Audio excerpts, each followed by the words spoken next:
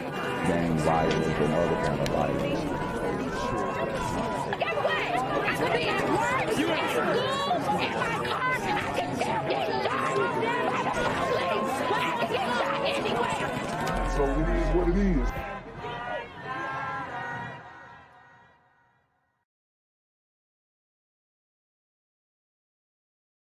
What's good, Shadow Realm? It's your boy Jenquavius Jackson, and y'all already know I'm demonetized and shadow banned in this bitch. So if you want to contribute, go to the Cash App, the PayPal, the GoFundMe, or join the Patreon. Also, don't forget to visit the merch store for all your favorite BGZM News 17 gear, including our exclusive Trump is a Blood t-shirt. Go fast before they sell out. They are already flying off the shelves, no cap. And remember, these super gremlins are on demon time. Yo, what's good, BGZM News 17 family? I'm at the corner of Jesse Jackson and Marcus Garvey, and I got some bad news for you. As you can see, I lost my job. I'm out here living in cardboard boxes outside of boarded up vacant homes. YouTube said I'm done getting money out here in these streets. They even took my funky ass suit. So anything right now would help. So go ahead and hit that Cash App, hit that PayPal, hit that GoFundMe. Hell, cop the merch. Or if you want to make the long-term commitment to the Jenquavius Jackson Fund, join the Patreon so that I can continue to put out top-notch content each and every day. Also, check out the Rumble, where there is absolutely no censorship. Link in the description box below. Hey, yo, ain't that nigga Jenquavius? Yo, I recognize. No, that's not me no more. Hey, yo, run your pocket. Y'all killing me with this shit. Do the opposite of Antonio Brown and take What all your more do you want from me? Now to the investigation into the murder of a local LGBTQ activist and military veteran found dead in Philadelphia's Tioga Nicetown section, only blocks from his home. Action News race and culture reporter Taronda Thomas talked to his mother today, and she joins us live now from the Satellite Center with the story. Taronda. Well, Jillian, police have ruled the death of 33-year-old Marquise Jackson a homicide. The transgender man was an activist who stood up for people in his community, and now they are standing up for him. This is my baby. Tara Jackson shines with a mother's unconditional love. I am who I am, Mom. I said, okay. That conversation when her son, Marquise MJ Jackson, came out to her as trans. He told me, Mom, I said, listen, I don't care what you. Coming out to your mom as trans after serving in the military and living most of your life as a man is absolutely insane. Wow. I mean, the indoctrination is crazy. Who you are, you still my child. Another conversation last week was a lot more difficult. Look, hold up. Bro got a black and mild. Like, bruh, you rocking Tim's, a beanie, and a black and mild dog. You ain't fooling nobody. His girlfriend told me that he was missing. Police found the 33-year-old last Wednesday in the backyard of a home in the 1800 block of Brunner Street in Tioga Nicetown. He had blunt force trauma to his head. The mystery prompting worried conversations among MJ's friends. And it's not respected. Including Portia Burton. He was very loving. He loved his family. She worked alongside Jackson as an activist. Did a lot of canvassing for trans rights. So is this a man too? Because at this point, I don't even know what to believe.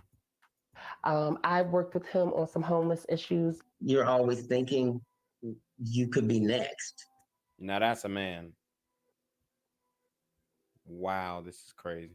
Selena Morrison speaks as executive director of Philadelphia's Office of LGBT Affairs, which is working with the DA's office and the police department. Jackson, who lived in Tioga Nicetown, is at least the 35th murder of a trans person nationwide. We always use the term at least because often they go misreported, unreported. The country's most recent previous murder of a trans person was also in Philadelphia. We can solve these murders. We just need some dedicated individuals that are going to put in the work. I just want justice for my son. Demanding answers for her son who served. Yo, Serving in the military, then going trans is crazy, bro. I don't even know how it happened. I really don't. Must have been some good drug. It was some type of dope. It had to be. In the Army. My son helped anybody. He would give you his shoes. Now others are giving on a GoFundMe page to pay for his funeral expenses as a mother prepares to say goodbye but refuses to give up. All I want is just justice for my child. There's a $20,000 reward in this case, and Philadelphia police are accepting calls on their anonymous tip line. That number is 215-686-TIPS. Now, for anyone who might be uncomfortable calling police, the city's Office of LGBT Affairs is also accepting tips in this case. In the Satellite Center, Taronda Thomas, Channel 6 Action News. Yeah, and you can make those tips anonymously. Taronda, thank you. Family members and other LGBTQ victims of violence are urging the public to help bring justice to Marquise MJ Jackson. Jackson, a black transgender man, was murdered. A black transgender man. So,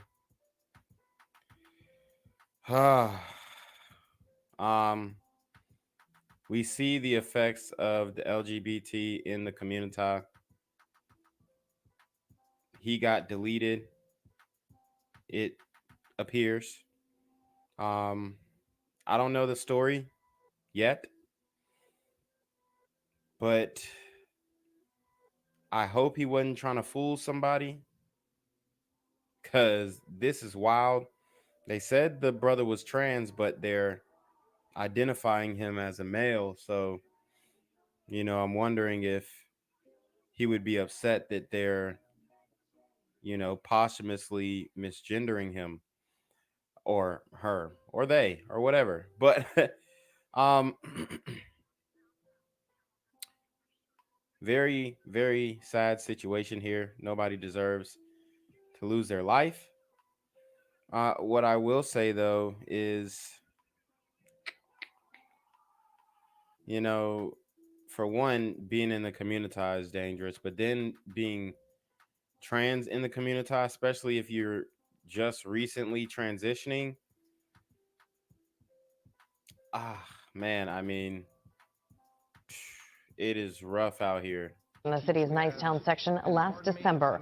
Well, today, District Attorney Larry Krasner announced that police have identified Jackson's killer as Charles Mitchell. One of the things that Charles said to my mother to her face when my mom found my brother was, "I didn't know if that was a man or a woman, and gender should never matter." So he said he didn't know if it was a man or a woman. And I think that bruh may have been doing some tomfoolery and finessing and saying that, oh, I'm a girl, and then pulled up being a dude. And that made Buddy snap, I guess, which if you are trans, you need to be straight up and honest about it. But you see a lot of young men transitioning nowadays to females, and they're actually calling them transcels now, because they're incel, black, white, Hispanic men, whatever. They're incels because they don't really have access to the WAP, or maybe they are struggling with their sexuality and they just transition out of nowhere and think life is going to be easier identifying as a female. And it's just like, especially when you look more like a man than a woman, nobody's really going to take your transition seriously. So I forgave the person who caused this much pain to my family, not because I thought they did the right thing, but because my own mental health. So she forgave him. All is forgiven. And I needed to heal, and I couldn't heal unless I forgave. If you have any information on Charles Mitchell's whereabouts, please contact police. Yo, what's good, BGZM News 17 family? I'm at the corner of Jesse Jackson and Marcus Garvey, and I got some bad news for you. As you can see, I lost my job. I'm out here living in cardboard boxes outside of boarded up vacant homes. YouTube said I'm done getting money out here in these streets. They even took my funky ass suit. So anything right now would help. So go ahead and hit that Cash App, hit that PayPal, hit that GoFundMe. Hell, cop the merch. Or if you want to make the long-term commitment to the Jenquavius Jackson Fund, join the Patreon so that I can continue to put out top-notch content each and every day. Also, check out the Rumble, where there is absolutely no censorship. Link in the description box below. Hey, yo, ain't that nigga Dick Quavius? Yo, I recognize No, that's not me no more. Hey, yo, run your Y'all killing me with this shit. Do the opposite of Antonio Brown and take What all your more do you want from me? The Philadelphia DA's office issued an arrest warrant in connection with the murder of a transgender activist. DA Larry Krasner announced 40-year-old Charles Mitchell is wanted for the killing of Marquise MJ Jackson last December, that in the city's Tioga Nicetown section. One of the things that Charles said to my That man went from Lil Uzi to JT. mother to her face when my mom found my brother was, I didn't know if that was a man or a woman, and gender should never matter. This as officials say they are still investigating the shooting death of Shahir Diamond Jackson McDonald, a 27-year-old Black transgender woman who was found dead last Thanksgiving. They're asking anyone with information to come forward. Today, Philadelphia prosecutors naming the suspect wanted for allegedly murdering a transgender man in the city's Nicetown neighborhood back in December. Charles Mitchell is accused of killing Marquise MJ Jackson in a backyard on the 1800 block of Brunner Street. DA Larry Krasner announcing an arrest. A ratchet necklace, and chest hair. And you thought you was going to get off with that? I mean, sad situation. You know, he might end up getting off too, because remember in Virginia, that Virginia football player, he got off for beating the Transformer because he got fooled. So it's wild, y'all. Warrant for Mitchell today. In addition to Jackson's family, the family of Shahir Diamond Jackson McDonald, a trans woman who was murdered in Germantown back in November, they were there as well. Prosecutors say they will keep working tirelessly to protect the LGBTQ plus community. Everybody who is here today, families. Hold on, I'm confused. I'm so confused at this point. How is this man is that picture? Is that a different woman? Nah, it can't be. That's the same dude, right? He just, I don't know. Survivors, activists, allies is here because these terrible losses of life are happening in a larger political context of continuous untruth, hatred, bigotry. In addition to those two cases, prosecutors also announcing the sentencing of Abdullah El Amin. He was found guilty in August in the murder of Tracy Mia Green back in 2020. He'll spend the next 17 and a half to 35 years in prison. And other LGBTQ victims of violence are urging the public to help bring those targeting their community to justice. Several cases remain unsolved. Carrie Corrado has more. It took a lot of strength for these families to speak about their loved ones who were killed, many of them still searching for answers. I didn't know ever in my life that I would be standing in a room full of people holding his photo. Family members holding pictures of their loved ones close to their heart in an effort to stop the violence against the LGBTQ plus community. No one deserves to. Hold on, so is bruh trans? So they may not even be the same person, the transition picture and then the same picture, because I couldn't imagine that they would bring both pictures and man, I mean, it's really confusing at this point. You don't know what's what. I don't know, male, female, or I'm just lost at this point. To be heinously taken out of this world at the hands of another human being. Markeia Jackson is speaking about her brother Marquise Jackson, also known as MJ, who was murdered in December. The DA's office homicide and non-fatal shootings unit says Charles Mitchell is wanted for the murder and is still on the run. I beg of you, anyone, to come forward to help my family, to be able to sleep again at night. Tracy Mia Green was killed in 2020 after police say Green was found shot multiple times in a passenger seat of a car that was... Okay, so this is a different woman. I was finna say, bruh. I was like, hold on. So how was bro trans then? What did he do to be trans? Did he just say he was trans and he was trans? I'm confused. Pulled over by police. My aunt deserves to be here with me today. And this is 27-year-old Shahir Diamond Jackson McDonald, who investigators say was killed on Thanksgiving and found in a Germantown apartment.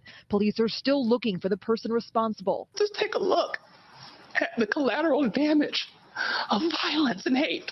This is what happens. It's not just the individual. Survivor and activist Kendall Stevens says she herself was attacked by multiple people in her home in 2020. She wants lawmakers to push for more protection for the LGBTQ plus community. I went to class the next day after I got beat because let me tell you something. No one's going to steal my pride. No one's going to steal my power. We deserve better than what we have gotten. We're human beings. Investigators also want to remind the public that there are rewards for information that leads to an arrest. Carrie Corrado, CBS News, Philadelphia. Gang violence and other kind of violence.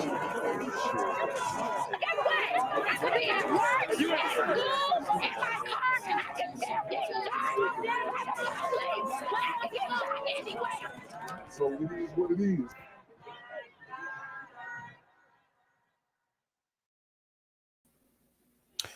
What's good, Shadow Realm? It's the Black Gen Z Mindset. Make sure you go ahead and like, comment, share, subscribe. Let's get into the video. All right, guys. So we have to talk about this here. Want to make sure that everybody can hear me right. But we got to talk this school shooting. It occurred in Apalachee High School in Winder Barrel, Georgia, basically. Okay. This one hits home for me because it's very close to where I am, for sure. And I have people who are directly affected by this mass shooting. So, you know, there's a lot of people online saying it's a psyop, it's a false flag, it's this, it's that. No, it's very real. It's very true. And, you know, there's something sickening going on with the minds of these young people.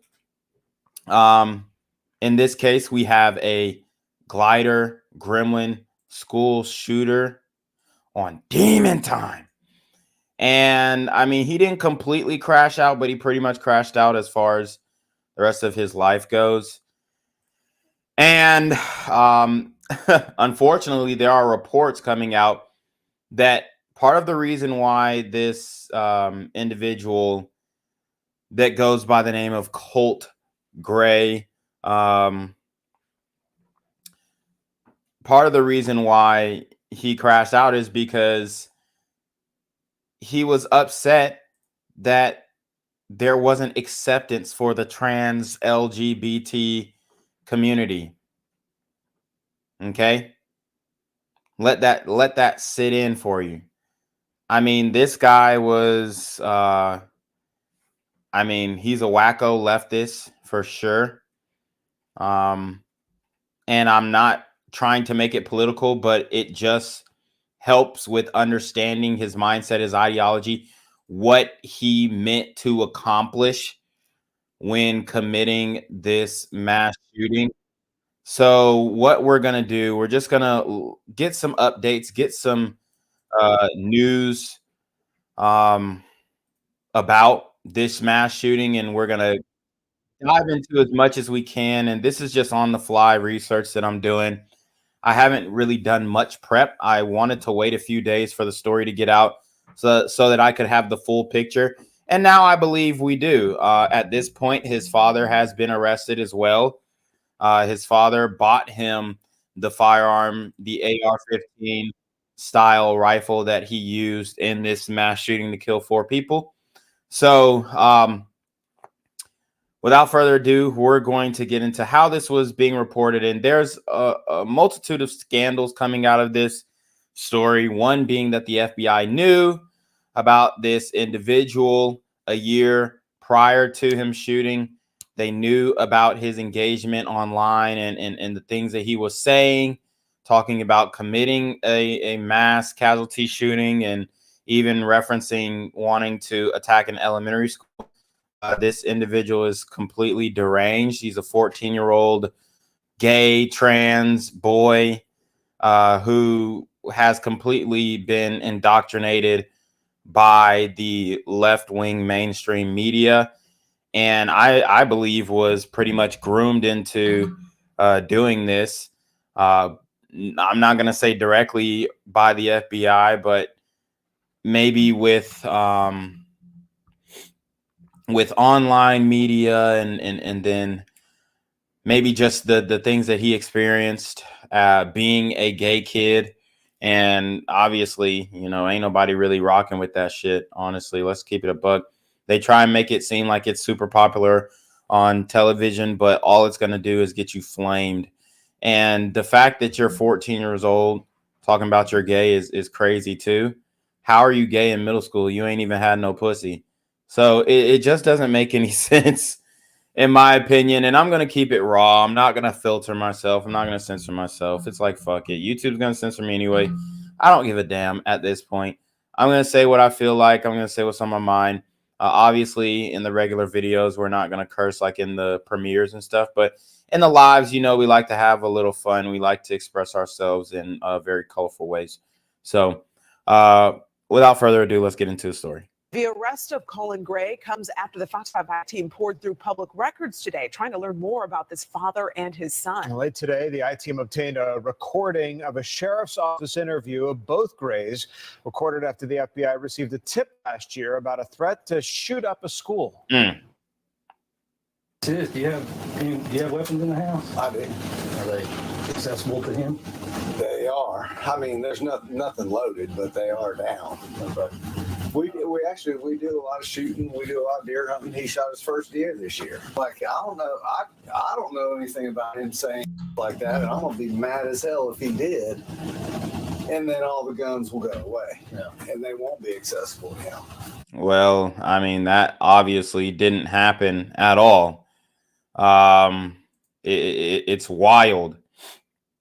It's wild that this is audio of, you know, an interrogation.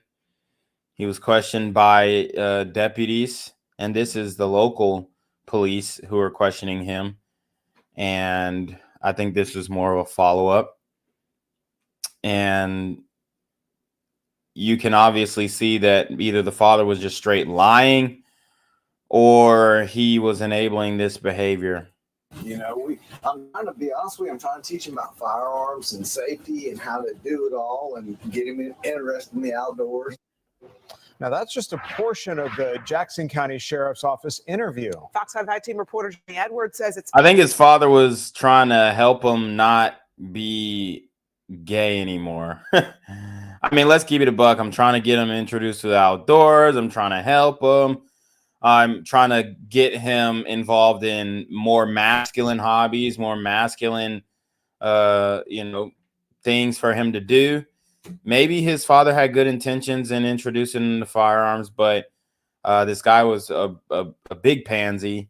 He would probably have done better if he would have just thrown him in karate or, you know, a kung fu class or mixed martial arts, something other than firearms, something he could use to defend himself, not go, you know, hurt other people. In Winder, Georgia, it's very country. We call it Winder Barrel.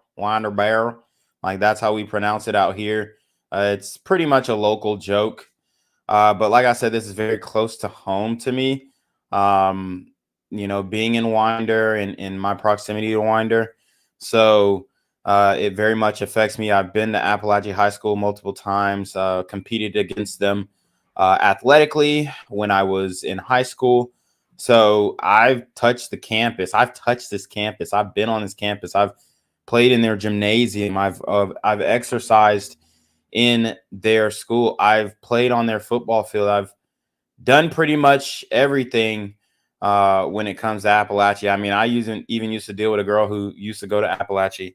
So very much familiar with what is going on out here. And, the reality is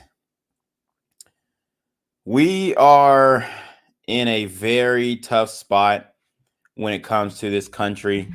There's violence going on all the time, everywhere. A lot of it coming out of the community, but then a lot of it is also coming out of other communities too. And we have to be real about that. We have to be honest about that and figure out what is driving everybody nuts. I know there are so many different factors going into this, but I think the mainstream media has a huge role in playing in this. Let's just keep it a buck, man. We need to take the gay shit back to where it was in I don't even want to say the 80s, but I mean, we need to take it back to where it wasn't all the way out in the open and people weren't just, proud of being gay and shit, because it really fucks these kids up, especially if they're on TikTok and they're scrolling and they're finding out about this shit prematurely. Like I said, man, there's just so many influences that are having these kids crash out. And, it's so polarizing if you are a leftist and you're in this country ass part of Georgia, right? It's so polarizing because everybody out here got Trump flags. Everybody out here is mostly conservative.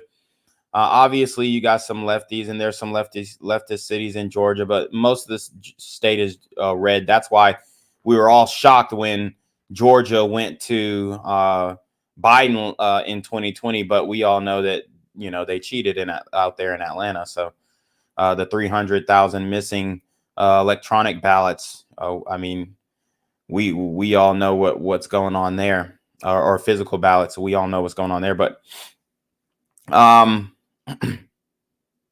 it can be so polarizing if you literally have the opposite political view. And he probably wanted to make a statement. He probably thought that he was King Dingaling and he was gonna do something to get everybody's attention, but all it is just bringing shame upon his family. It's destroying the fabric in the sanctity of the city of Winder. Dude, Winder is known to be relatively safe. It really is. Man, it's just shocking to see this happen so close to home. Let's go. It's part of an emerging picture of a troubled family and some missed warning signs.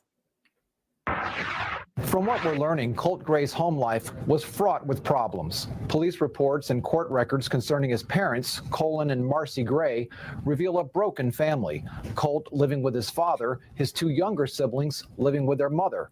Marcy Gray was arrested late last year for scratching her husband's truck.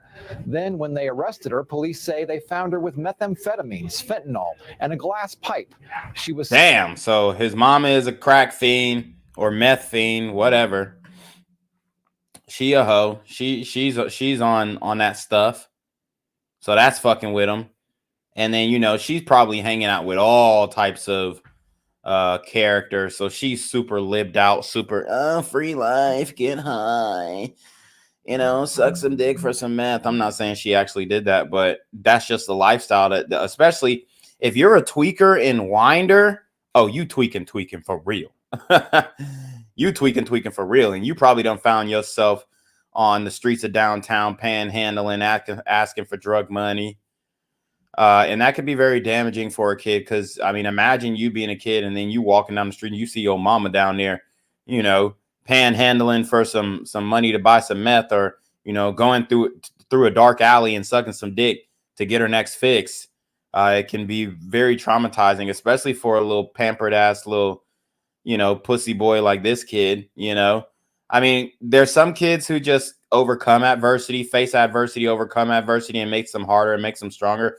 Not saying that, having a hardened demeanor can always manifest itself in something positive, but some of these kids, man, they just can't handle it. And then also, he's just getting ridiculed at school because he's gay as hell and he's standing on the gay shit. And in Georgia, I mean, maybe in Atlanta, it's way more accepted, but in Winder Barrow, it's not cool to be gay, period. It is not cool to be gay I mean, it's just not. Especially in middle school and high school, it's just not cool to be gay. I don't even see, I mean, the only ones who really get a pass are the black gays because they've got black women to insulate them, but they don't get along with the heterosexual straight black men at all. That's why, like, gay black men, they have a love-hate relationship with heterosexual black men because they want to date the heterosexual men. A lot of gay men don't want to date other gay men. They want to turn a nigga out. Okay? They want to turn a heterosexual man out. So there's this adversarial relationship because obviously if you're a heterosexual man, you ain't going to be fucking with no gay dudes. I mean, it's some people who are going, oh yeah, I'm secure in my masculinity. Yeah, I can hang out with a gay dude. Oh yeah, for sure. But it's just certain things that you can't do with a gay dude that you can do with your bros. Pause. Like, you can't even make jokes around a gay dude. Like, you can't make gay jokes around a gay dude. Whether it's making a joke about yourself or making a joke about them, it's always going to go the wrong direction. Like, imagine making a joke about a gay dude and you're making a joke like saying the F word or something like that, and just making jokes about, I'm not gonna say it online, but just making jokes about a gay dude, right? That way doesn't work. And then if you also try and make a joke about a gay dude,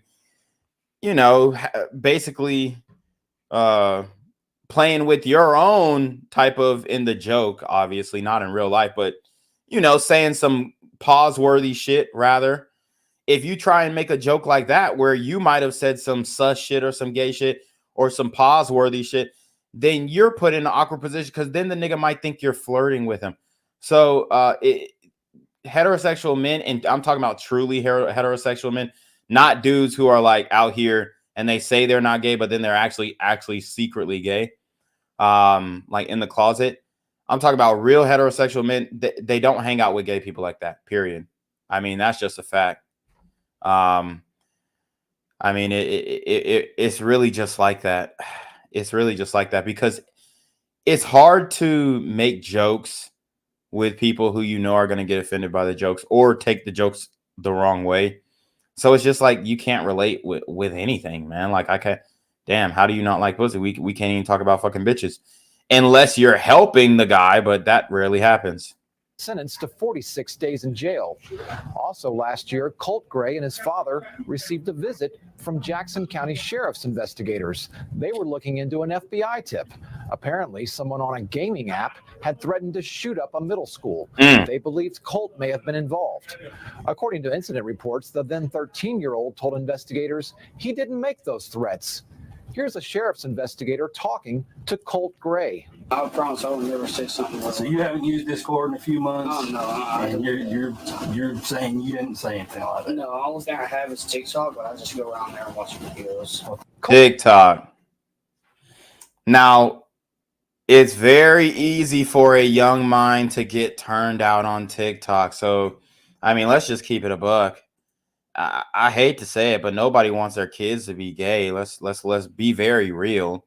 So if you want to prevent that, I know this, oh, you're born gay. No, the hell you ain't. I mean, except for, very rare circumstances, man, most of it is socialized. Once you start telling kids that it's acceptable and it's just normal and it ain't normal, it's not acceptable. You know, it's not illegal, but it shouldn't be something that is praised or glorified or put out as something brave or glorious. No, like, bro, you're taking back shots, dude. That shit is different. But yeah, I mean, this guy, he just overall, you could just tell that he's weird. He has this, it looks like he tried to bleach his hair, dye his hair. It doesn't matter. Same difference. He's trying to look different, trying to be risque. I don't know exactly what he was into, but it sounds like this Discord has given law enforcement and the FBI a lot of insight into his mentality. What I will say, though, is he is a 14-year-old. Let's keep it a buck. He's a 14-year-old white kid, and he's going to crack whatever they ask him. He's going to tell them. And eventually, if they keep interrogating him, they're going to know exactly why he did this shit. And they're going to know if he actually targeted specific people or if he was just going out crashing out on anybody, the first person he saw.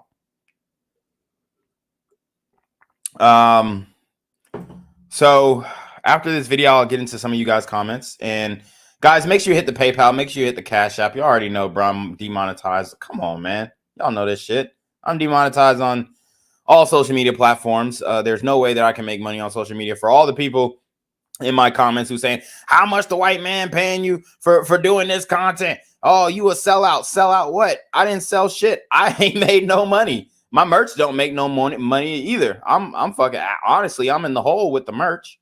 So support the channel. I'm paying a monthly fee on what is it, Shopify, to keep the store up. That bitch is $40. That shit hit every time that shit hit. I'm like, damn. You know what I'm saying?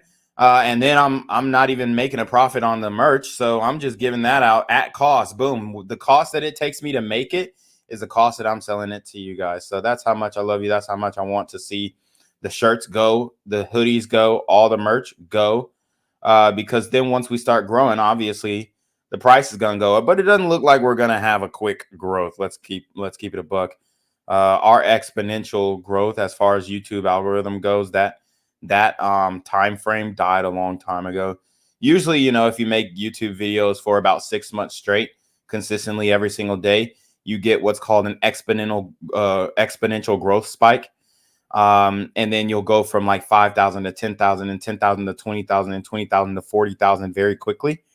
But you guys know, y'all can see I've been steady at about 8K ish. And that's because I'm severely throttled, severely shadow banned. Many people don't see my channel when they get the notifications, or they don't get the notifications, rather. They don't see my channel scroll up on their timeline. And many people are unsubscribed from my channel every single day. I usually get between 1 to 5 unsubscriptions every single day. So make sure you're subscribed to the channel because this content is extremely important. Shout out to KT for the $10 Cash App. I really appreciate that. Hold on. Hello? Where we at? Oh, you want to know where I'm at? We outside! You didn't say anything like that. No, the only thing I have is TikTok, but I just go around there and watch videos. Colt's father told police he did have guns in the house. He said they were accessible but not loaded. He said he and his son would go hunting and shooting together.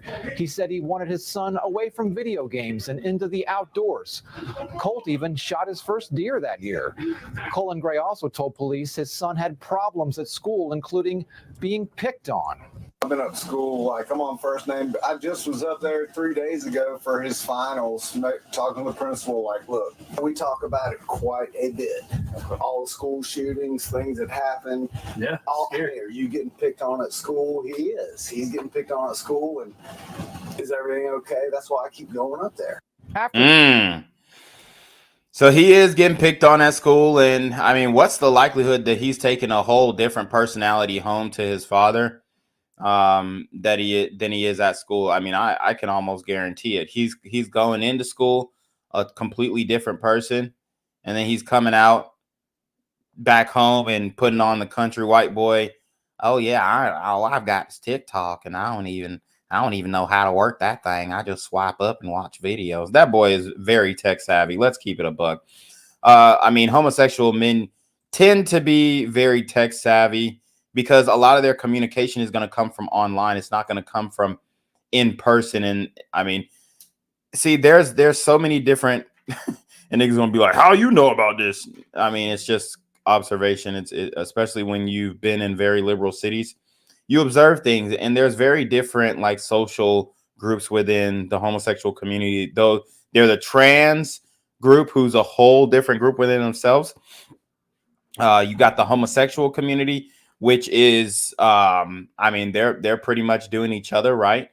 Then you got the lesbians, right? The bisexuals, okay? And they all move in a different way, right? The lesbians are more soft, more gender fluid. I mean, not gender fluid, but sexually fluid. They go both ways, especially if they're attractive. And then you got like the gay dudes who are cool with a whole bunch of girls. And then you have gay dudes who can't get cool with girls.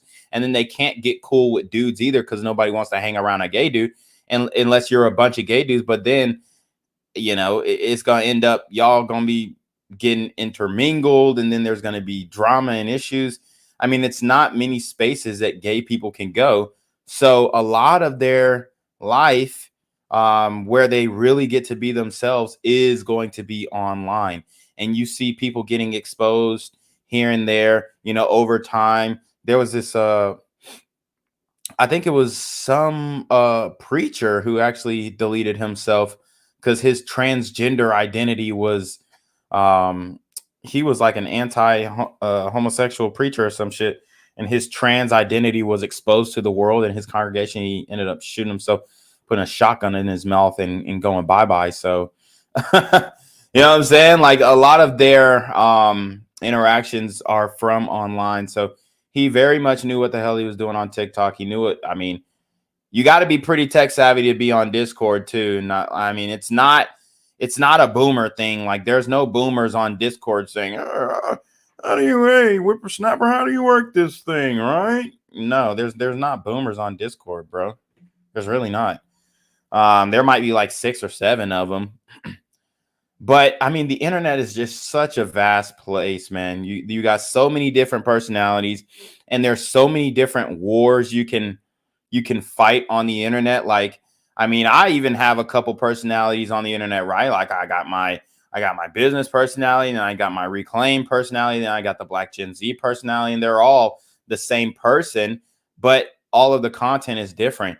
But you have this guy, and he's on social media, and he's probably just being, it sounds like to me, he was maybe like, I mean, obviously school shooter, but like raging leftist online troll. That's what it seems like to me. Black pill, incel, because he's gay, gay cell, trans cell, if you will. We talked about it in the video that I showed you guys before. Trans cells, okay? Trans cells. Remember this term. Trans cells, okay?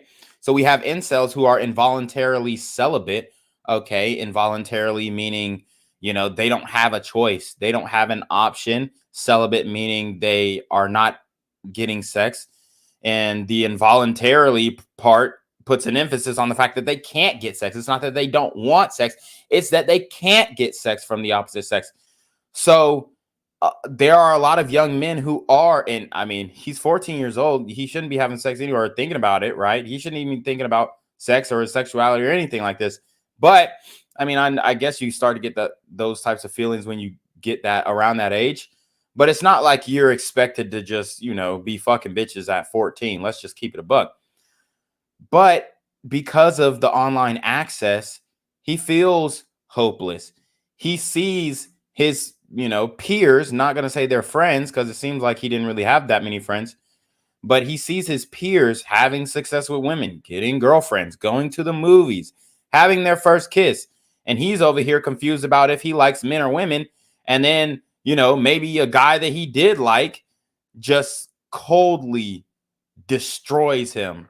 Hell, he might even be in love with his bully. Goddamn. I mean, these situations in high school, You never know. You know, like I remember back when I was in high school, middle school, whatever. And there were particular people who I, took an interest in, and I'd be like, yo, I wonder what she's thinking. I wonder what she thinks about me.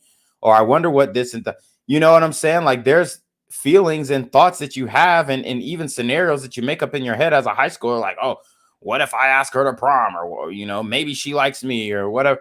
And then in reality, when you actually get the balls and you have to actually get the courage to ask her out, she just brutally destroys you. And that could be the same for this gay dude, right? Colt Gray. It could be the same for him. He might have had a guy who he liked. And gay dudes like heterosexual men first, not other gay men. They want to turn a heterosexual man out. So he might have liked the heterosexual kid in his class or whatever. And then he gets completely destroyed by that kid. Maybe called the F word. I heard they were calling him Colt Gay instead of Colt Gray because his last name rhymes with gay. And then he was actually gay. And what are the chances of his father even knowing that he was gay? That's probably why he wanted him off the video games. He saw him on the video game smacking it to fucking gay hentai porn. I mean, it gets wicked on the internet, especially for a 14-year-old kid. I mean, he's getting deep in there. And a lot of people don't understand this. The boomers don't understand this. A lot of the millennials don't even understand this because they was working a job at 16 and they started working at their father's plant or whatever. They started working. They weren't on video games. They weren't on the internet. They didn't have iPads when they were 2 years old. But these kids do now. And it's like, think about when you got on the internet and where you are now in your internet life. These kids are getting to that point in 2 years. In 2 years. As far as their advancement on the internet, their ability to navigate through the internet, their understanding of the real internet and then the dark web. These kids know what the dark web is at 10 years old. Okay? So let's keep going. He's getting picked on at school, and is everything okay? That's why I keep going up there. After that talk, police left. They weren't able to substantiate the tip. Here's where a breakdown may have occurred. The Jackson County Sheriff tells us she believes her department alerted Jackson County schools, telling them, keep monitoring Colt Gray. In an email obtained by the I-Team, a sheriff's captain tells the FBI, we have made area schools aware and will monitor this subject. But by that point, Colt Gray had already finished 8th grade at Jefferson Middle School. By 9th grade, he and his father had moved to a different county, and that's where he started at Apalachee High School in Barrow. This is what we're still trying to figure out, if that alert from Jackson County carried over to the new school districts, and what would monitoring even mean? So he went from Jackson County to Barrow County, and they're like within 10, 15 minutes apart from each other. Oh, man. I mean, this is eerie. Eerie. And there's so many different stories coming out from this mass shooting now. It's so tragic. It's so saddening, so upsetting. But this is the world that we are living in now. This is the world that we are living in now. These trans glider gremlins are on demon time. All right, so let's get to another news clip. Just some more information. We got the father who has been arrested, and he has been arraigned since now, I believe. So let's get into the father. Let me actually pull up this CNN article real quick too, because a lot of people say, oh, is he trans? Is he trans? I think he was headed that way, honestly. I think he was headed that way. Because I mean, he's dyeing his hair, he's growing his hair out. He is a trans cell. He was a trans cell, literally. I mean, that's just what he was, man. That's just what he was. All right.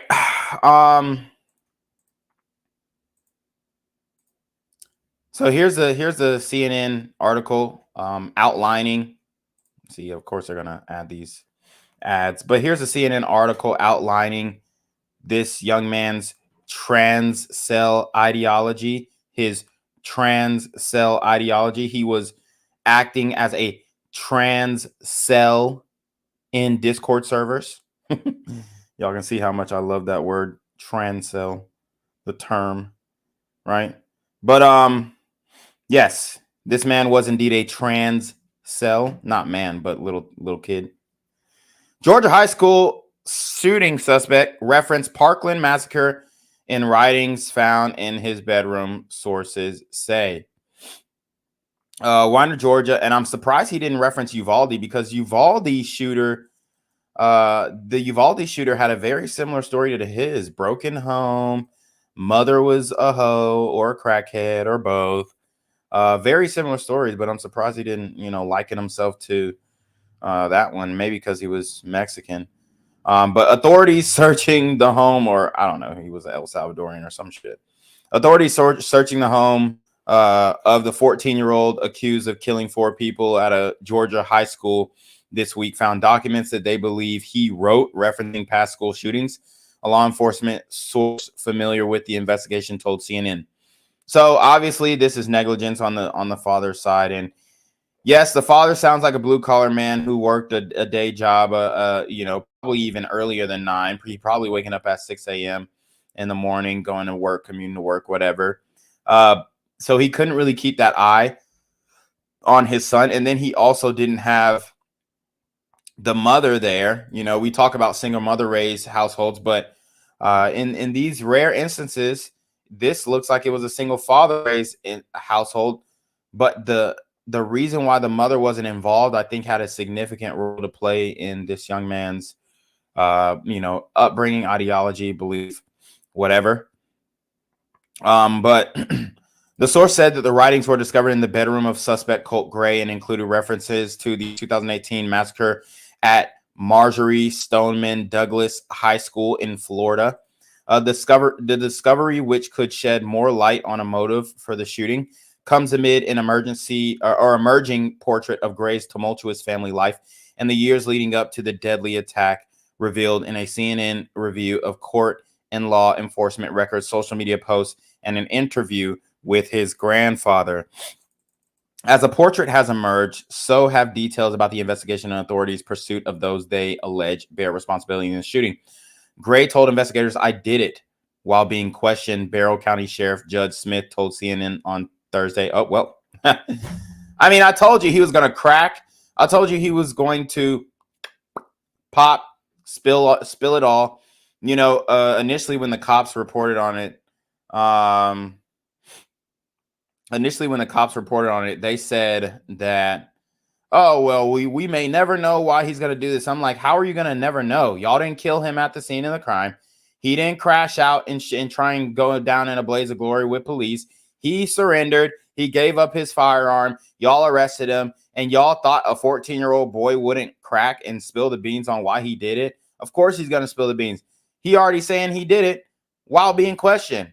And then the follow-up question is, why? What inspired you to do this? Who inspired you to do this? Did you have any help? Were you instigated to do this? So on and so forth. How was your school life? How was your home life? Blah, blah, blah, blah. That's why they end up making the arrest to his dad. Where'd you get the gun? Oh, your dad bought you the gun? Okay, that's a charge. Y'all see how this works? As the portrait has emerged, so have details about the investigation and authorities' pursuit of those they allege bear responsibility in the shooting. And while Gray faces 4 counts of felony murder, Gray's father, Colin, also has been arrested in connection with the shooting, accused of knowingly allowing his son to possess a weapon. Georgia Bureau of Investigation Director Chris Hosey said Thursday, Colin Gray was charged with 4 counts of involuntary manslaughter, 2 counts of second-degree murder, and 8 counts of cruelty to children, the GBI said. As for Colt Gray's family situation, his parents went through a bitter separation and custody dispute in recent years. They called law enforcement on each other. The family was evicted from at least one home, and Gray's mother was arrested on suspicion of keying her husband's car and drug possession, law enforcement records show. And the drugs that she was on were not no ho. Okay, when you are on meth, you are cuckoo crazy, man. At the same time, Gray's mother and maternal grandfather have accused Gray's father of being verbally abusive towards his family for years. Okay. So there you have it. The mother and maternal grandfather. So mama's side saying the father was verbally abusive. He was just a good kid, but he lived in an environment that was hostile. Charles Palamas said on Colt Gray, his grandson. So this is the mother's side of the family, the Palamas side. And you can see on Facebook the Palamas side coming out and defending the hell out of this young man. The Palamas family are, I mean, they are going hard for that boy. I can show you guys pictures of, you know, how he was living. He had a little gravel road for his driveway. I'll show you guys that once we pull up the Facebook information. But yeah, his family is definitely backing him.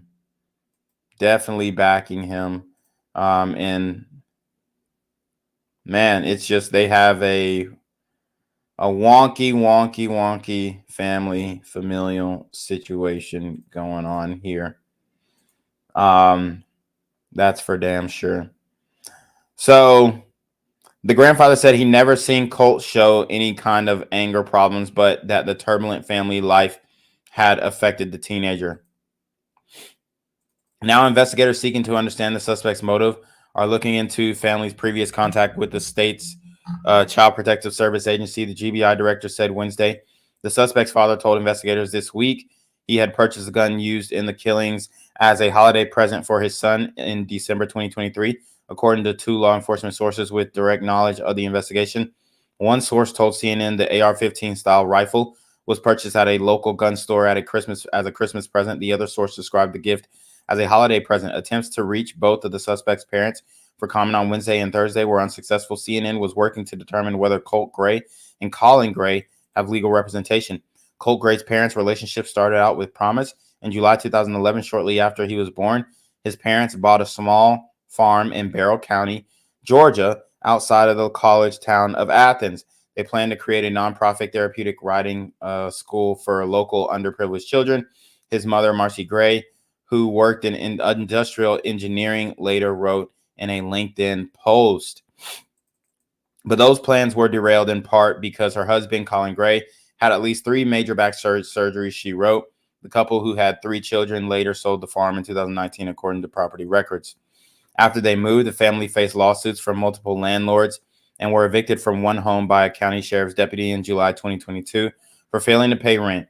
According to court records, and that was after the rent moratorium went up. So the rent moratorium started in, or the eviction moratorium rather, started in, I believe, either early 2000 or late 2019. And then it went on until like 2022. And then by then, a lot of renters were not paying their rent, and then automatic eviction notices. As part of the eviction, sheriff's records show deputies collected 3 firearms, including an AR-15 and at least 1 hunting bow, and kept them for safekeeping. The weapons were later released to the owner, documents say. Later that year, Marcy Gray wrote on social media that she had left her husband, finally separated from the abusive husband of almost 14 years. She wrote in one LinkedIn comment on a post from December 2022, "Hardest ish I've ever done, but we're in good hands. I packed myself and my babies up and relocated to my hometown in South Georgia." Gray added in another post in May 2023, "We are all good and my kids are thriving." So you see how the mother was trying to save face on social media.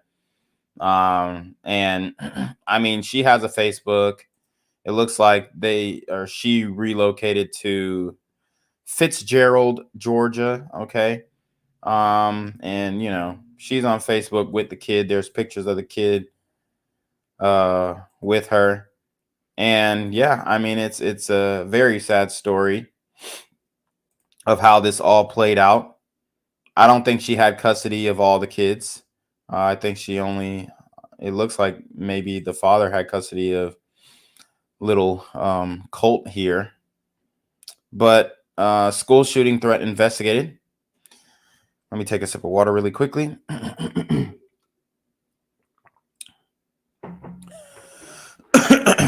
The The same month, however, law enforcement agents were investigating 13-year-old Colt Gray in connection with a school shooting threat. Investigators with the Jackson County Sheriff's Office interviewed Colt and his father about a threat on the online chat platform Discord to commit a school shooting. Documents obtained through a public records request show Colt Gray denied making the threat. An investigation report said a Discord spokesperson told CNN on Wednesday that the platform removed an account believed to be associated with Gray in May 2023 for violating Discord's policy against extremism. Colin Gray told investigators he had hunting rifles in the house and that Colt is allowed to use them when supervised, but does not have unfettered access to them. The report said the case was later cleared because the tip could not be substantiated. Transcript. So I don't see how they can't substantiate these tips and all this kind of stuff. Can't they just track IP addresses? Isn't this the FBI? Like, what the fuck? When they want to get somebody, they gonna get them. But in this case, can't be substantiated. Can't you get MAC addresses, IP addresses? Isn't the same? It's the same technology they use to shadow ban. Is the same technology they can use to track people down. Transcripts from the interview and a subsequent phone call show that Colin Gray said his son was getting picked on at school, with other students pinching and touching him, just ridiculed him day after day after day. He also said that he was trying to teach him about firearms and safety and how to do it all and get him interested in the outdoors, in part to get him away from video games. He knows the seriousness of weapons and what they can do and how to use them and not use them, Colin Gray said. In his interview, Colin Gray told investigators that he had separated from his wife, who took their 2 younger children with her. The suspect's father said that Colt, the oldest of the 3 siblings, had some problems at a middle school in Jackson County, but has since moved to another school, and it had gotten a lot better, one of the investigators wrote. So it very much seems that he was still holding those issues that he developed. He was holding those issues that he developed at that middle school and bringing them from Jackson County to Barrow County. And, you know, it just all bubbled up and exploded. I mean, this kid, a lot of people say, oh, he was a good kid. He was a good kid. Nah, I mean, this kid's a piece of shit for what he did. Right. Let's keep that same energy.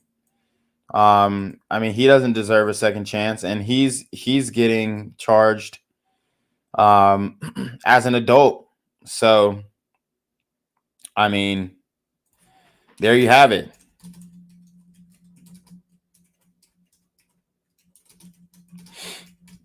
All right, let's keep going. Gray was only enrolled in Jackson County School District between February and August 2022, said Edward Hooper, the spokesperson for the district.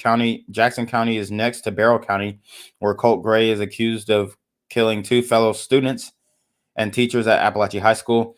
In October 2023, Barrow County Sheriff's deputies responded to a wellness check on the Gray family after Marcy Gray reported that she hadn't heard from her husband or their children in 2 weeks. Colin Gray, who was at their residence, said all of their children were with him, a sheriff's deputy wrote in a report. Colin Gray gave the deputy a paper from the Georgia Division of Family and Children's Services that showed a safety plan was put in place for him to have the children with him, and Marcy Gray could not see them without permission or without supervision, the deputy wrote. A spokesperson from the Georgia Department of Health Services said Thursday she could not comment on the case due to confidentiality laws. Excuse me. But Georgia Bureau of Investigation Director Chris Hosey said at a press conference Wednesday that the Bureau was aware that the division had previously had some previous contacts with the Gray family, and we are pursuing that avenue as well to see if that has any connection with today's incident. On November 2023, Colin Gray called law enforcement and accused his wife of keying a truck he drove for his work at a construction company. Told you he was waking up at 6 a.m. working for a construction company, writing abuse and liar on it, according to a sheriff's report. And, you know, that's not okay for women to key people's cars. So it definitely seems like the toxicity was coming from both sides, not just the man's side. 2 days later, police arrested Marcy Gray at a Walmart in Winder due to an active warrant from another county. Police found methamphetamine, fentanyl, pain pills, and a glass pipe in her car, and she and another man who was in the vehicle were arrested, another sheriff's report said. So she was over here, you know, popping pussy with the tweakers. After being arrested, Marcy Gray admitted keying her husband's truck, saying she lost it after he refused to let her see her kids, the report said. Marcy Gray pleaded guilty to the following month to criminal damage to property. And it's not that the husband refused to let you see your kids. A judge, a court order refused to let you see your kids. See, this is the problem. When women lose in court, you know, they go and they crash out and they do these irrational things. But when men lose in court, they're just supposed to suck it up and, you know, get raked over the coals. But obviously her husband's dumb as fuck too for giving this kid a gun. Marcy Gray pleaded guilty the following month to criminal damage to property, criminal trespass, family violence, and use of a license plate to conceal identity, and was sentenced to a total of 5 months probation after serving more than a month in custody. As part of her guilty plea, she was barred from contacting her husband except through a third party for divorce negotiations and custody discussion. A friend of Marcy Gray, who asked not to be named for privacy, told CNN that the legal trouble she faced was not the Marcy we know, calling her a sweet, caring, and smart woman who had changed. Something happened in the relationship that went wrong, the friend said. According to Polymus, Marcy Gray's father, she lost custody of her children after failing a drug test, moved back in with her parents in South Georgia, and is going through rehab. Polymus said he had never thought his grandson would be capable of such a deadly attack. I understand that Colt chose to do what he did, and I understand he has to pay for it, he said. But I'm telling you, the environment that he lived in, you put somebody in a situation like that for 10 to 11 years, guess what's going to happen? Nothing good. So, you know, obviously, the grandfather is that dismissive of his actions. Obviously, he said he needs to pay and he needs accountability. I think that he should get the death penalty. He is eligible. If they're going to try him as an adult, he will be eligible for the death penalty, and the death penalty is something that we do here in hot Georgia. Okay, so yeah, it's going to get fried up if you try and emulate and repeat any of these vile, hateful acts. You will be fried. So yeah, and he's lucky he didn't do it in South Carolina, because they just passed a law where they can actually execute you with a firing squad. So that's firing squad executions for extremely violent criminals. The Discord account that the FBI had linked to Colt Gray last year referenced plans for a future mass shooting and shared screenshots of firearms, according to documents obtained by CNN. I'm committing a mass pew-pew, and I'm waiting a good 2 to 3 years, stated the account user, according to screenshots included in an FBI incident report from May 2023 obtained by CNN. I can't kill myself yet because I'm not contributing anything to culture. I need to go out knowing I did. So he thinks that contributes to culture. That's fucking crazy. The account referenced Adam Lanza, the Sandy Hook elementary school shooter, and in separate posts shared a desire to target an elementary school and express frustration that transgender people were being accepted in society. Above a photograph of 2 firearms, the account posted, "I'm ready." The FBI tip was shared with the Jackson County Sheriff's Office, which closed the investigation after finding that the user behind the Discord account that made the threat cannot be substantiated. A Discord spokesperson told CNN on Wednesday the platform removed an account believed to be associated with Gray in May 2023 for violating Discord's policy against extremism. All right, so you guys can see what is going on there. Okay, so let's cover the father being arrested.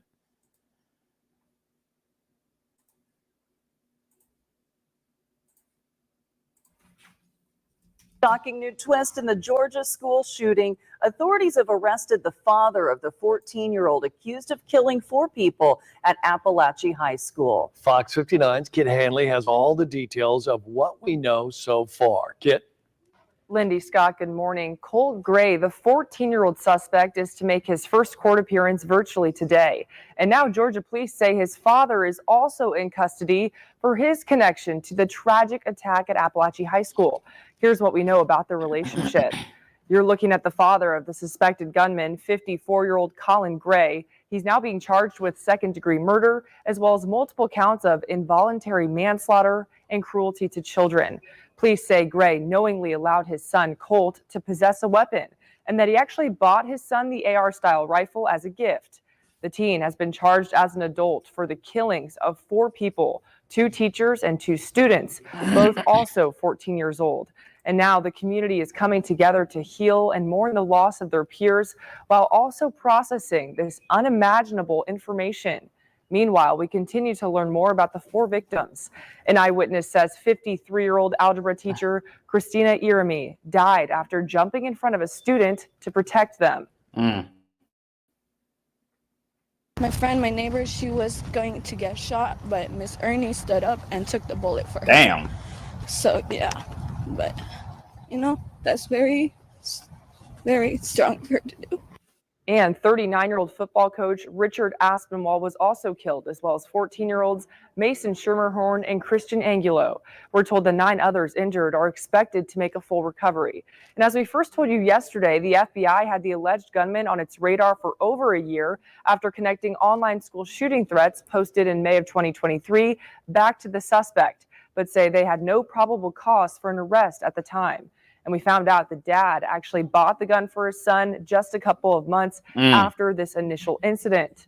Yesterday, the Jackson County Sheriff told a reporter she did not believe it was a missed opportunity that her office didn't make that arrest last year. In the studio, Kit Hanley, Fox 59 News. Kit. Damn. So let's keep going. We're going to get into an article that really outlines the bullying that Colt had received. Obviously, his father spoke about, classmates touching him and all this kind of stuff.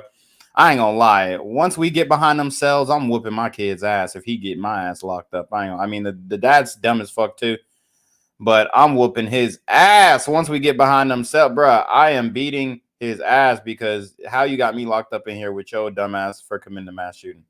Let's go. We start with the suspected Georgia high school shooter and his father, both in court this morning. The judge told 14-year-old Colt Gray that he is facing life in prison without parole for allegedly killing 2 classmates and 2 teachers. In a historic case, prosecutors have also charged his father with multiple counts of second-degree murder, felony manslaughter, and cruelty to children. Sources tell NBC News that Colin Gray gave his son an AR-15 style rifle as a gift after the FBI already investigated the teenager for allegedly making threats online to shoot up a school last year. He was emotional in court. That is the father there, rocking back and forth throughout the hearing. How old are you, Mr. Gray? 54. And are you able to read and write, understand the English language without any difficulty? Yes, sir. You understand that you have the right to be represented by an attorney at all times for this and all future proceedings in your case? Yes, sir. We are covering all angles of the school shooting and the unprecedented charges against the suspect's father. NBC News legal analyst Danny Savalos is standing by to break down this case. But first, we head over to NBC News correspondent Priya Sridhar, live outside Apalachee High School in Winder, Georgia. Priya, these are the most serious charges ever filed against the parent of a school shooting suspect. Talk to us about what happened in court today. Yeah, absolutely, Vicki. Well, 14-year-old Colt Gray appeared in court today facing those 4 felony murder charges corresponding to the 4 victims who died in this mass shooting here at Apalachee High. He was wearing a green jumpsuit and was shackled, and he was very soft-spoken. He answered all of the judge's basic questions about whether or not he understood the charges that he faced with a simple yes, sir. Now, at one point, the judge actually dismissed him from the courtroom, but then brought brought him back once again. And there was a little bit of confusion because we understand that Gray is actually going to be tried as an adult, despite the fact that he's only 14 years old. But the judge wanted to clarify that he will not be facing the death penalty because he still is a teenager. But he did say that he could face life imprisonment with or without parole. And then just moments later, we saw his father, 54-year-old Colin Gray, enter the same courtroom and stand in front of the same judge. He was wearing a black and white jumpsuit, also was shackled. He, of course, is being held in an adult correction center versus a juvenile correction center. And you could hear in his voice that he was visibly shaken. Now, the front row in that courtroom was made up of people who were wearing sunglasses. We saw sheriff deputies shaking their hands, and they seemed very emotional throughout the proceedings. So we are assuming that those are family members who were inside of that courtroom today, Vicky. Priya, it's just an emotional scene all around. We are also learning more today about the actions of math teacher and football coach Richard Aspinwall, who died in this shooting. Tell us a little bit more.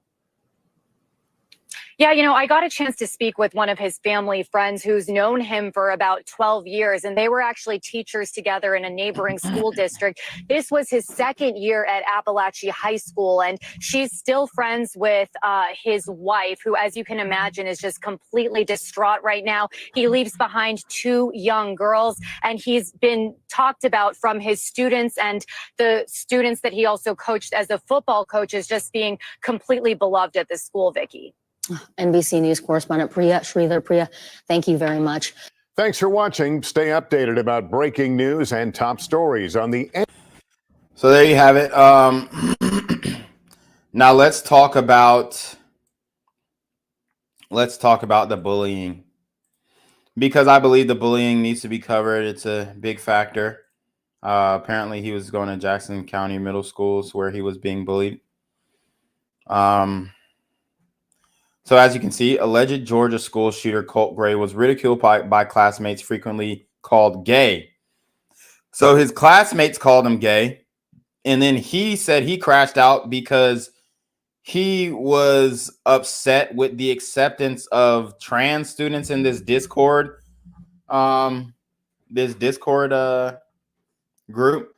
So, some people could say that this, I don't know, it seems like it's a reverse Uno card, where he's upset with his own sexuality and then he crashes out and tries to posture it as if he's, against the thing that he potentially is. I don't know. It's very difficult because there's so much confusion in the trans community. But alleged Georgia school shooter Colt Gray was frequently called gay by bullies, including some who physically harassed him, his father told investigators in 2023 phone call. I was trying to get him on the golf team, like, oh, look, Colt's gay. He's dating that guy. Just ridiculed him day after day after day, Colin Gray, 54, told authorities in newly revealed transcripts. I don't want him to fight anybody, but they just keep like pinching him and touching him, and that's a whole different deal, the dad said at one point, and it's just escalated to point where like his finals were last week. And that was lasting on his mind. That's wild. Colt, then 13, had landed on the FBI's radar after allegedly threatening to shoot up a middle school on Discord, an online messaging platform popular among gamers. The Jackson County Sheriff's Office paid a visit to the boy's home and spoke to his father, who said his son was bullied and admitted that the boy had access to firearms in the house. During the phone conversation several weeks later, Gray told the investigator that he introduced bow hunting, a pellet gun, and then a .22 rifle and gun safety to his son for deer hunting. He's going through a lot. He just wants us to have a simple life. It was very difficult for him to go to school and not get picked on, said Colin, who now faces manslaughter and murder charges alongside his son. Just before 10:30 a.m. on September 5th, Colt allegedly opened fire at Apalachee High School with an AR-15 style rifle given to him by his father as a Christmas present. Colt is accused of killing 2 students and 2 teachers. What we know about alleged Georgia school shooter Gray's family. Georgia school shooting suspect Colt Gray had difficult home life filled with abuse and neglect. Gray's mother, Marcy, has multiple drug and domestic violence arrests. Gray's father, Colin, allegedly bought his troubled son an AR-15 rifle on Christmas. He is now facing charges for supplying the weapon. Lauren Vickers, a neighbor of the family, says the children were often locked out of the home. Charles Palamas, Gray's maternal, and that's what happens when you come home and your father's still working, and your kids ain't got no house key. Charles Palamas, Gray's maternal grandfather, says Colin Gray was verbally abusive towards his grandson and daughter. Gray's aunt, Annie Brown, says Gray had been struggling with his mental health. And here's Gray's father here pictured, the one who bought him the firearm that was used in this mass shooting. 2 adults and 2 children were killed in the shooting. 9 others were injured and treated at local hospitals with injuries not believed to be life-threatening. The teen gunman surrendered immediately upon being confronted by school resource officers and was taken into custody, where he fessed up to the massacre, telling cops, "I did it," authorities said. The father and son appeared back-to-back at the Barrow County Courthouse on Friday morning, where Colt was told he could be facing life in prison if convicted in the killings. His father faces up to 180 years behind bars if convicted of involuntary manslaughter in these deaths. So there you have it, man. He's cooked. He's cooked. That's what we call being cooked. Let's see.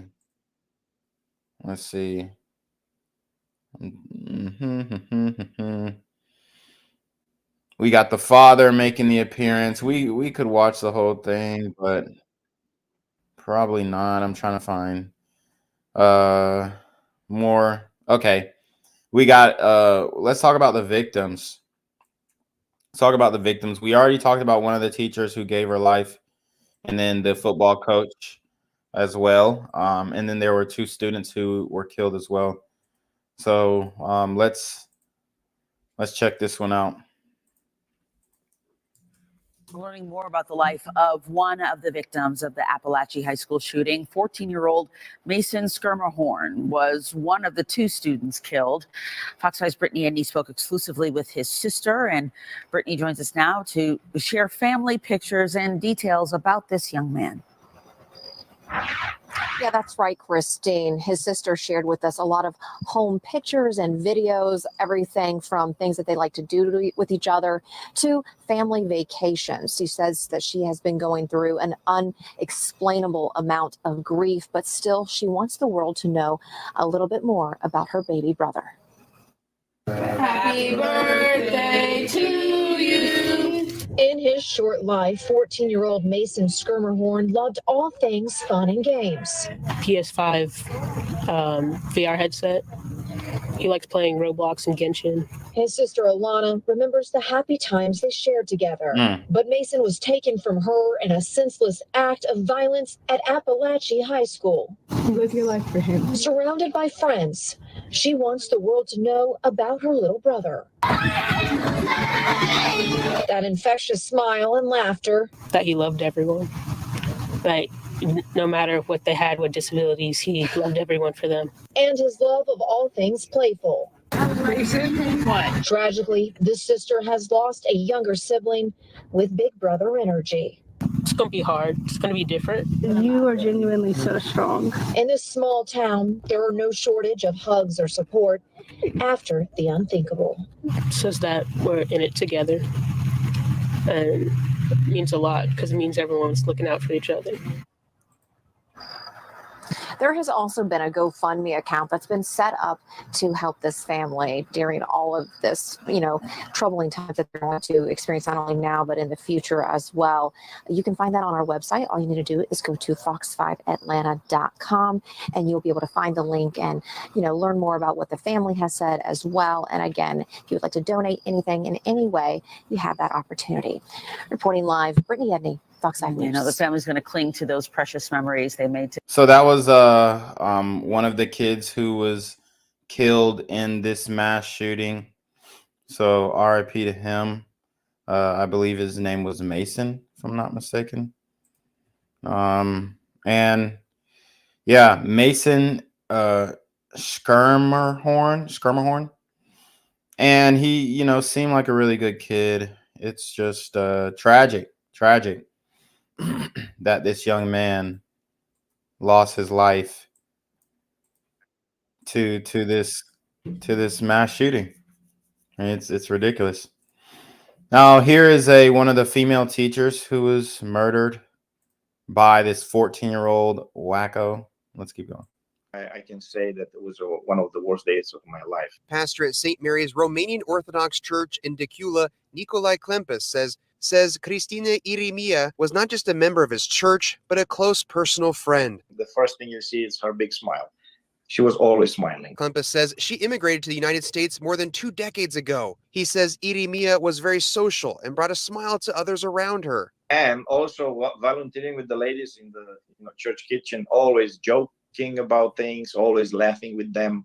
So one of the first things everybody will tell you about her is that she was very joyful and happy. But her real mark at the church and in their tight-knit Romanian community, he says, will be the impact on the children. She was dedicated to children in everything she was doing. Not only did she tutor kids in the community in math, the subject she taught at Apalachee High School, but she led a children's traditional Romanian dance group, passing on important cultural heritage to the next generation. Wow. Always surrounded by the kids. Even though she didn't have any kids by her own, she had a multitude of community kids that were always following her. So that's one of the legacies she will leave behind to us. Klempis says he can't understand how she was killed in a place she held sacred, a place of learning and education. It's hard to accept, and it's almost impossible to find a logic in it.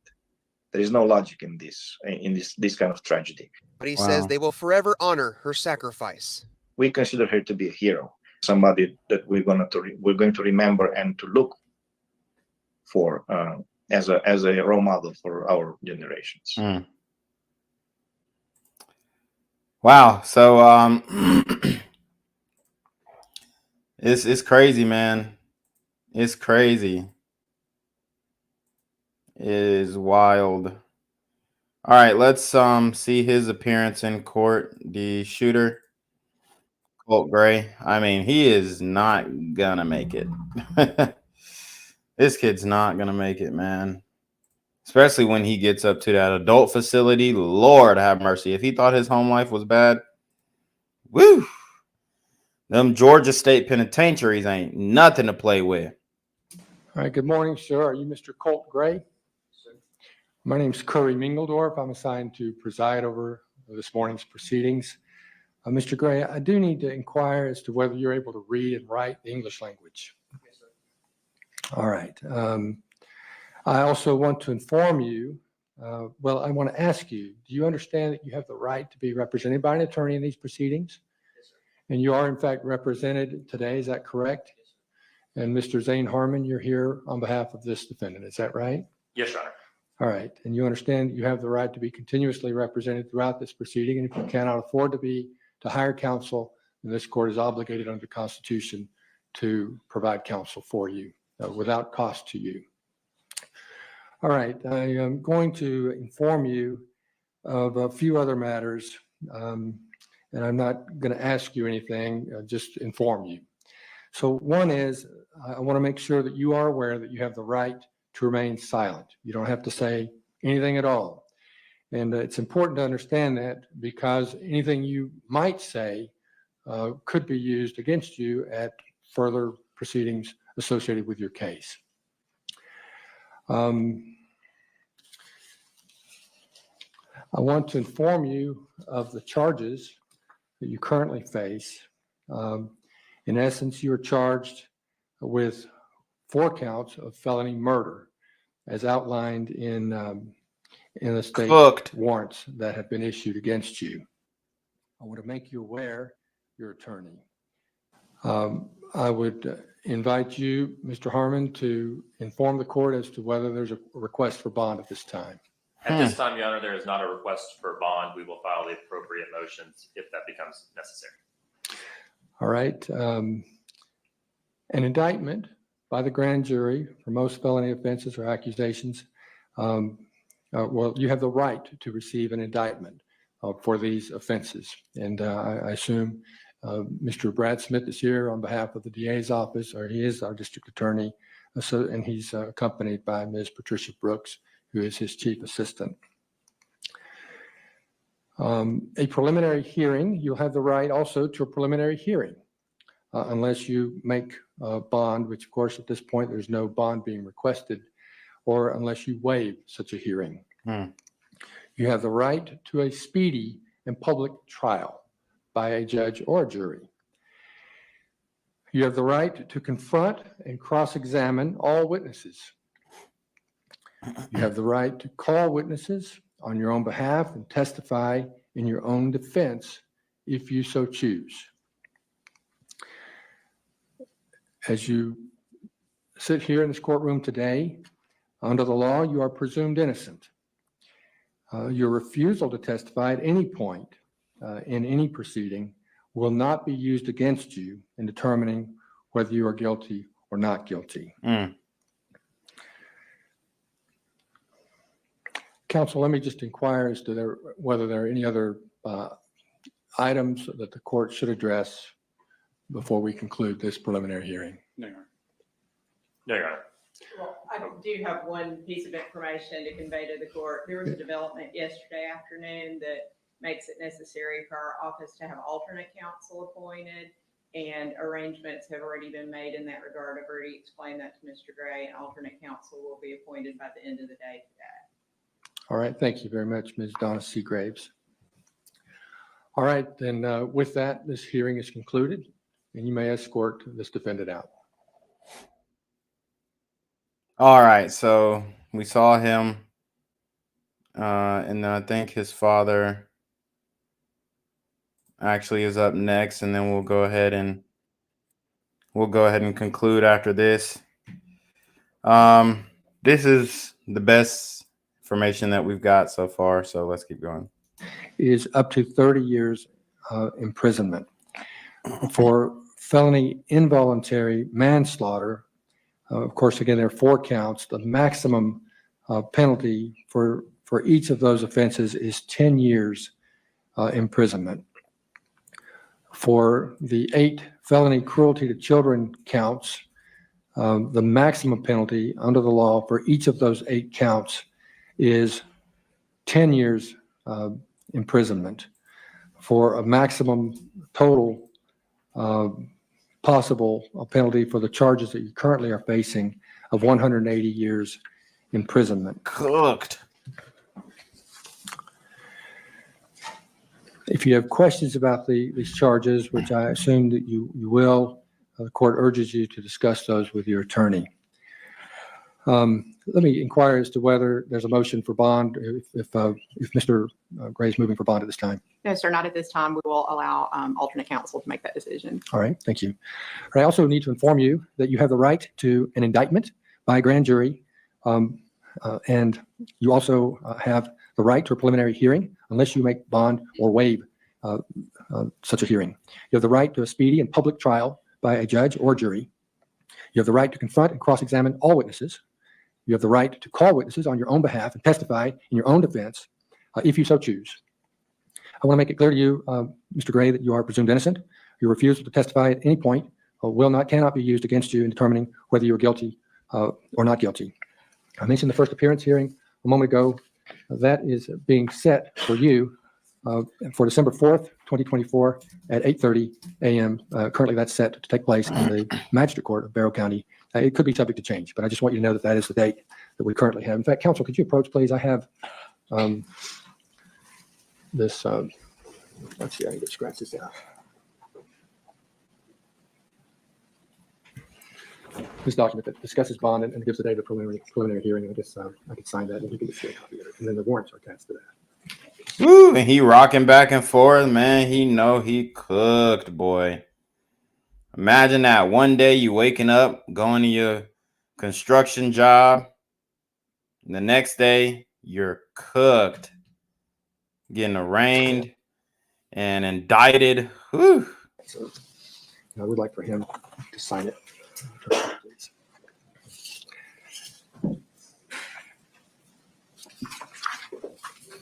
Sign right there. Just need to get a copy of it. You guys give me a copy. Give you a copy of all the ones. you want me to go ahead and give him his copy? Yes, please. And the page continues.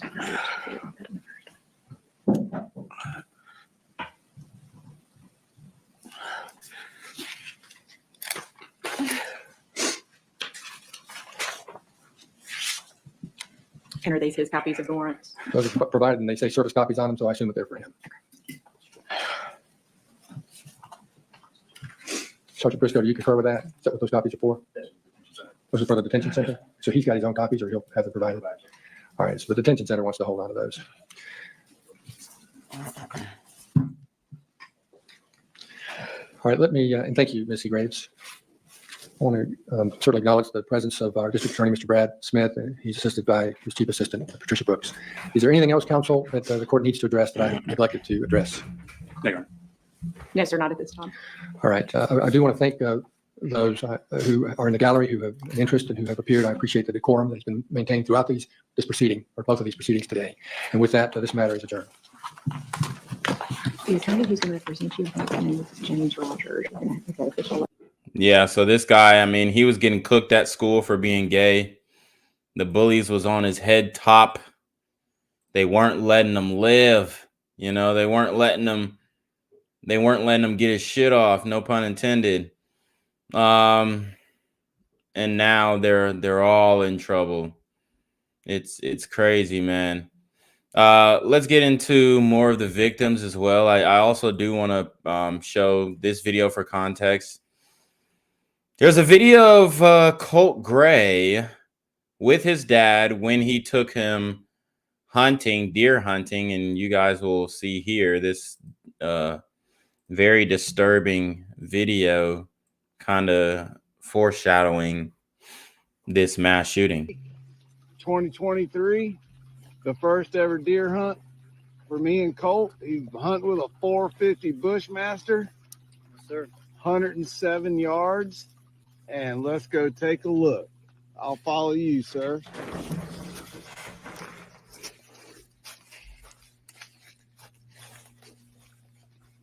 I see white.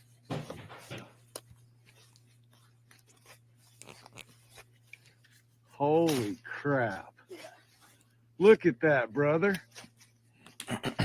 Go ahead and lay your rifle down on it like we had. Other way, barrel up. Barrel up? Yep, so you get mud in the barrel.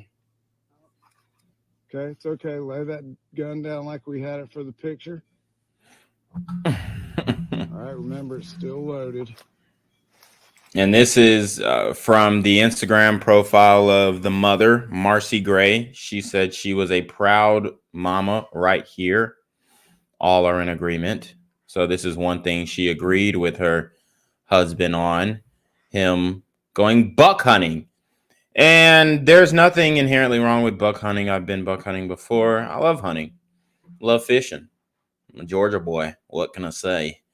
But when you start to take that energy and direct it at human beings, that's where we have an issue. And it looks like the blend between his online persona and his online video game playing, you know, personality and real life was just too, it was just too much for this man and his mind.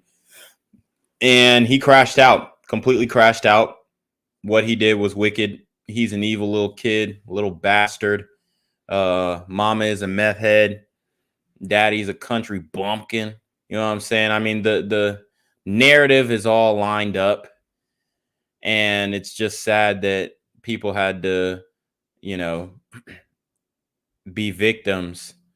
But yes, I like bass fishing and catfish. Some dudes. So shout out to some dude talking fishing over here.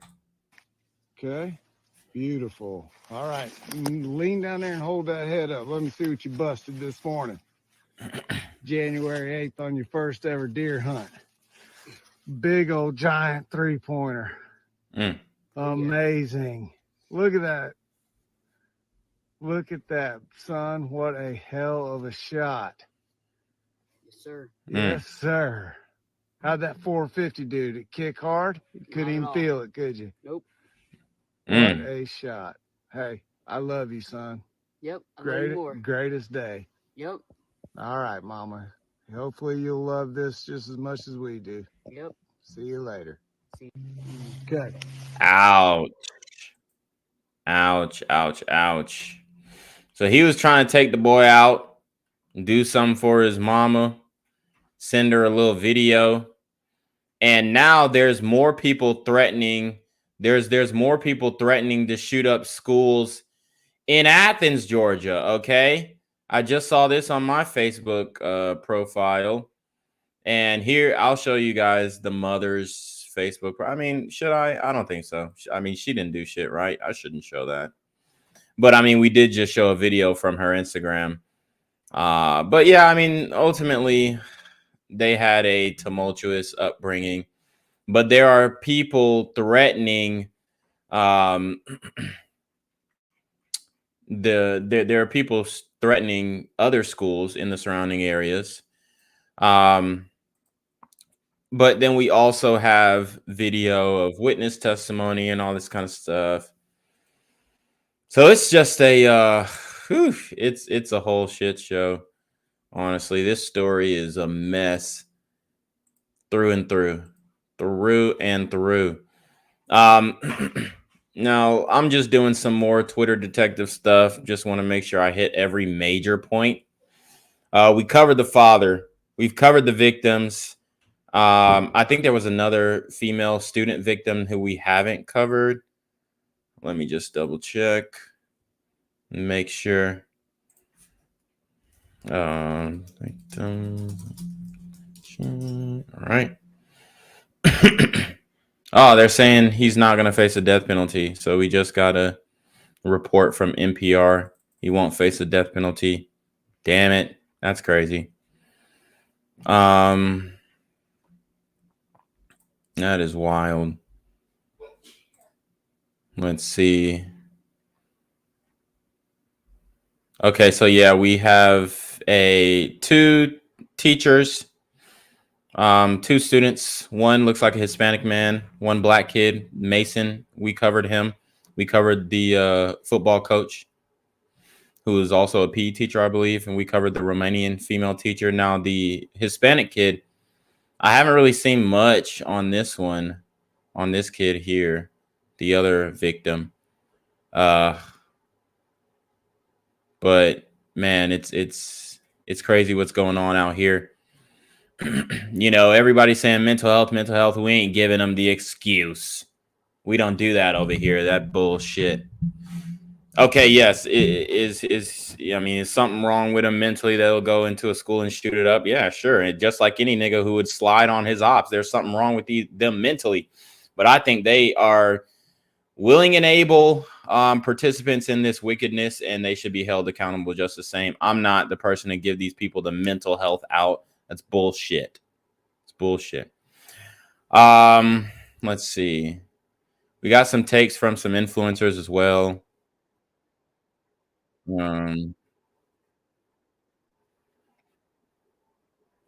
Yeah, so you know, everybody's saying mental health. I'm not even gonna play that. Let's see. We have the auntie coming out defending the young glider gremlin. They are charging my 14-year-old nephew as an adult for murder. Y'all ready to see Polymus blood in full throttle? Nah, I wouldn't be either.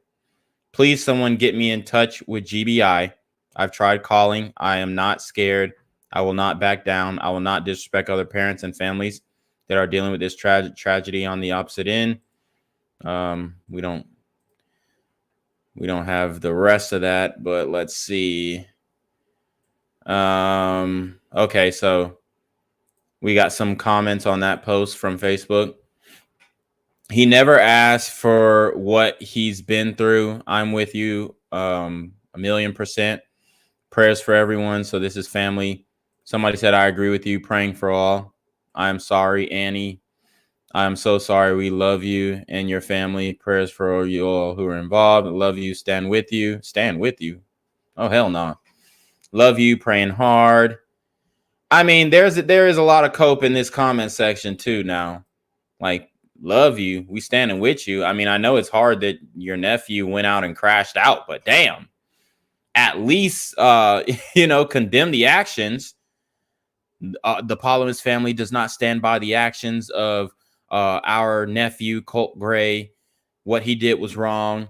We understand he came from a rough family background, but that doesn't excuse him of doing the things that he did. And we pray for the families. And that's the statement you give. I mean, geez. I taught Colt, and I know firsthand he dealt with so much. I love him and will be thinking about him and your family as you go through this tragedy. I'm so sorry. Such a sweet boy, Sonia Chambliss. Wow. That's a weird statement to make. Such a sweet boy. Man, I'm saying fry him. I'm saying fry him. All right, they expanded this comment. Let's see. I will not do anything but humbly. Oh, okay. I will not disrespect other parents and families that are dealing with this tragedy on the opposite end. They did not deserve this. I will not do anything but humbly support the families involved in this incident that did not ask to be participants. With that said, I will not leave my nephew standing alone. Oh, shit. She mentioned Uvalde. When Uvalde happened, I told my own children that only hurt people hurt people. I did everything I could to fight for my nephew and my niece and my other nephew. Y'all can go ahead and play the blame game all you want, but the families affected by my nephew's actions deserve all the attention now. I will take care of my nephew and what he needs on his side. Just check yourself before you speak about a child that never has to deal with the bullshit he saw on a daily basis. Like what, dude? I mean, dude, you're getting picked on in middle school, elementary school. So what? Everybody gets fucking picked on. That's bullshit. These kids are such pussies now. It's crazy. It's absolutely ridiculous, man. And there are no excuses. Let's see. So they're saying this could be potentially his TikTok. Some of the reposts that he had. I'll play this. I'm not saying that this is his TikTok for the YouTube mods out there. I'm not saying it 100% is for sure, but people are saying it has been scrubbed. And let's just see the disturbing things that came from this little gremlin's mind. Guns don't kill people. I do. I regret nothing. Guns. So you heard that shit.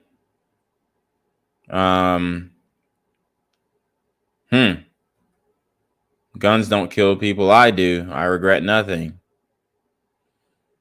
It says the postal dude is depicted as a middle-aged, tall, thin man sporting a soul patch and red hair. He is always seen wearing sunglasses and a long trench coat, who's colored something between games, as well as a t-shirt with a stamp of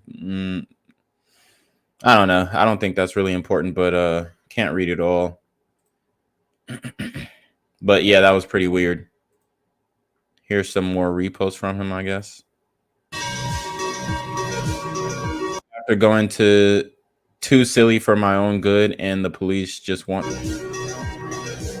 Oh yeah, because he did get he said me after going too silly for my own good, and the police just want to speak, because he did get interrogated by the FBI when he made that post.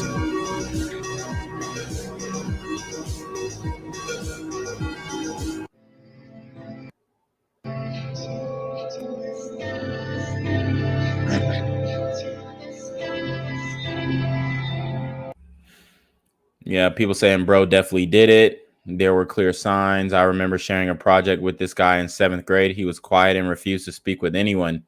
Now I see him do this. Wow.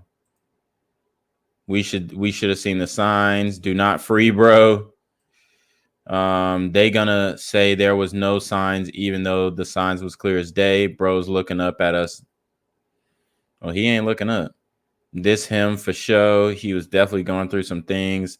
This is the real Colt Gray social. Look at his recent posts or reposts. He is the one.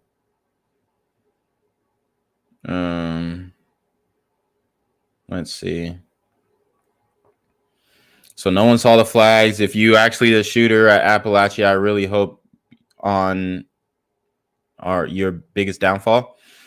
The foreshadowing is crazy. This is wild. This is crazy, bro. So nobody's seen this as a red flag. What are his reposts? Foreshadowing. Yep, TikTok brain rot. That's pretty much what it is. Yeah, I went through the reposts. The reposts are, I don't know if the account is still up. Let's see. Let's see. Probably not. Colt Gray 679.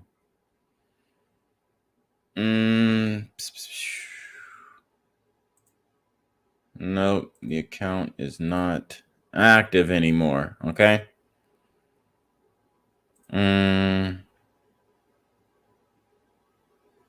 So yeah, the account is no longer active.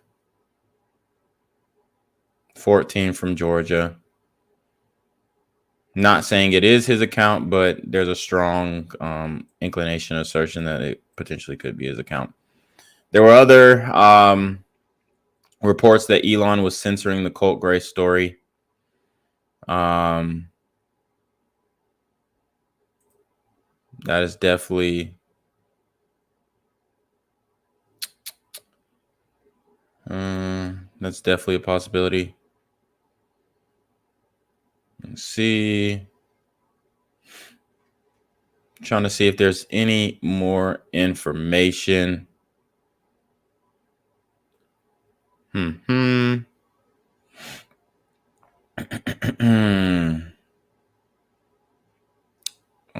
that's pretty much what I got so far. If there's any new evidence that comes to light, I will bring it forward and just to, show you guys what's going on. Had a lot of people in that courtroom today. Let's see.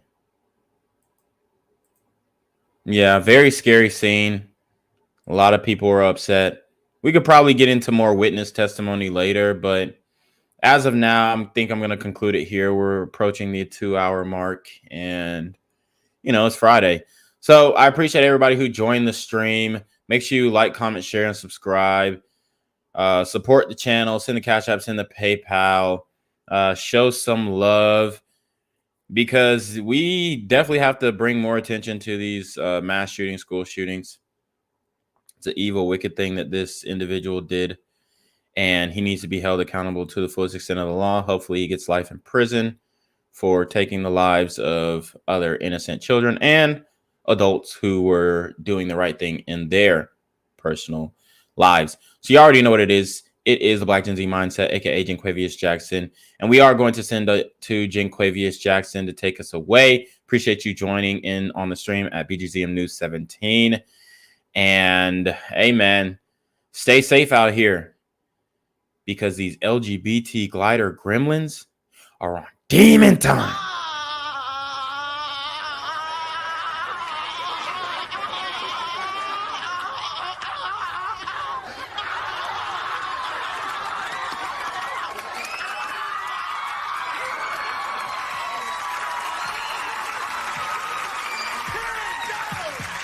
What's good, Shadow Realm?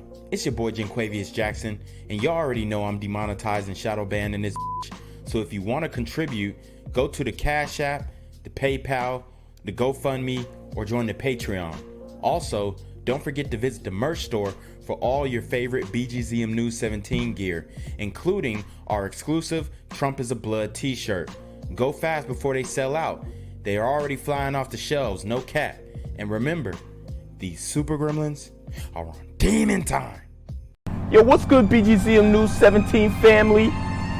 I'm at the corner of Jesse Jackson and Marcus Garvey, and I got some bad news for you. As you can see, I lost my job. I'm out here living in cardboard boxes outside of boarded up vacant homes. YouTube said I'm done getting money out here in these streets. They even took my funky ass suit. So anything right now would help. So go ahead and hit that Cash App, hit that PayPal, hit that GoFundMe. Hell, cop the merch. Or if you want to make the long-term commitment to the Jenquavius Jackson Fund, join the Patreon so that I can continue to put out top-notch content each and every day. Also, check out the Rumble, where there is absolutely no censorship. Link in the description box below. Hey, yo, ain't that nigga Jenquavius? Yo, I recognize. No, that's not me no more. Hey, yo, run your pocket. Y'all killing me with this shit. Do the opposite of Antonio Brown and take What over your more do you want from me? Gang violence and other kind of violence.